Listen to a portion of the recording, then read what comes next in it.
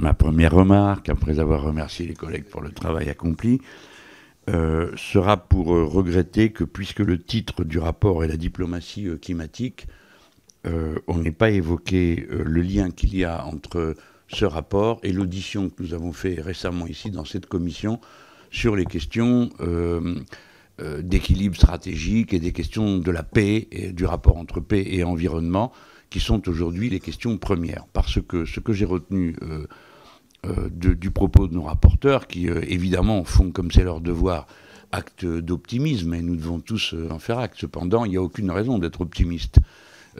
Et permettez-moi, compte tenu de mon âge, de vous rappeler que la première COP, elle date de 1992.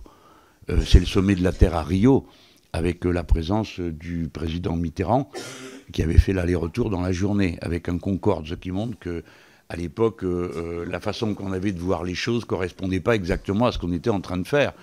Mais c'était comme ça, on trouvait ça normal. Le premier rapport sur le développement durable, le mot d'ailleurs donnant lieu à une polémique en France sur est-ce que c'était durable ou soutenable, de Madame Gro Harlem Brundtland, ancienne présidente du Conseil des Pays-Bas, c'est 1987.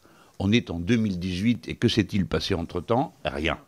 Sauf un point qui a montré que l'action humaine et politique pouvait avoir un impact décisif, c'est la bataille qui a été menée contre les gaz qui provoquaient un trou dans la couche d'ozone.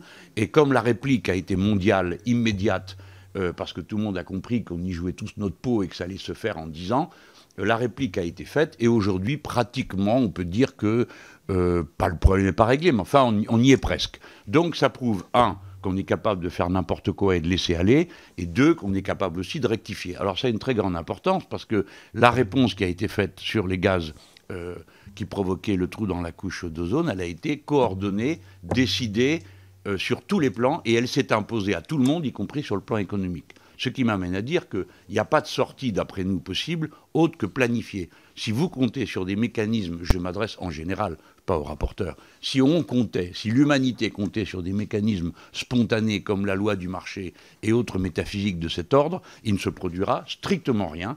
Et sinon, des choses comme la politique du président Trump, qui est l'incarnation de l'idée de la loi du marché, qui va régler les problèmes, en plus de son négationnisme stupide.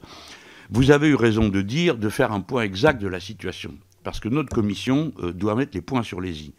180 pays sur 194 donnent une feuille de route après la COP 21.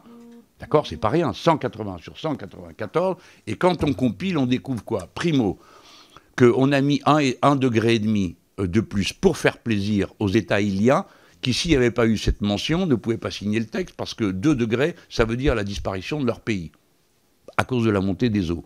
Donc c'est parfaitement clair, on l'a mis pour qu'ils puissent signer. Et quand on compile le résultat de tous les rapports, ça donne plus 3,5 degrés. Donc il n'y a, à l'heure à laquelle nous parlons, aucune chance, y compris si tout le monde tient ses engagements, aucune chance que le changement climatique soit enrayé, et toutes les chances pour qu'il soit aggravé. À l'heure à laquelle nous parlons, c'est de cela dont nous parlons. Par conséquent, la stratégie pour les grandes nations qui en ont les moyens, comme c'est notre cas, est de savoir, évidemment qu'on doit avoir une politique de prévention, on ne va pas en disconvenir, personne n'osera dire le contraire. Mais on doit s'interroger sur les politiques de réparation et sur les politiques d'adaptation. Aussi cruel que ce soit à entendre, il faut se préparer à s'adapter. C'est d'ailleurs ce que font les échelons locaux. Car si vous regardez bien dans notre pays, il y a tout un tas d'endroits où les collectivités locales, les comités de bassin et ainsi de suite ont déjà pris des plans qui tiennent acte du fait que les sécheresses sont à répétition et qui engagent une gestion prévisionnelle des réserves d'eau.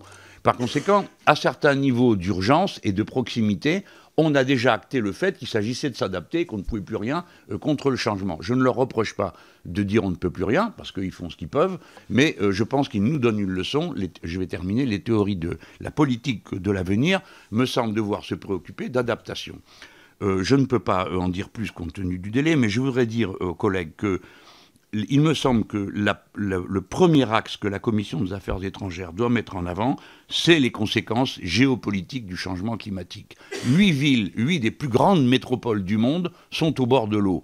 New York est au bord de l'eau, je le rappelle. Les événements climatiques extrêmes vont donc d'abord frapper les plus grandes concentrations humaines de la planète et les endroits qui sont décisifs pour les décisions politiques, économiques et ainsi de suite. Et deuxièmement, le changement des routes maritimes modifie totalement la géopolitique et l'importance stratégique de différents endroits dans le monde, et le dispositif actuel n'y est absolument pas adapté. Mon dernier mot sera pour rappeler l'importance pour nous Français de l'établissement de règles, compte tenu des pénuries de matières premières, l'établissement de règles pour la gestion des grands fonds. Et si on arrive à produire des règles pour la gestion des grands fonds qui aujourd'hui n'ont aucune règle, alors on commencera à mettre sur pied un droit mondial applicable à tous qui pourra ensuite, par extension, s'appliquer au reste. Merci beaucoup, monsieur.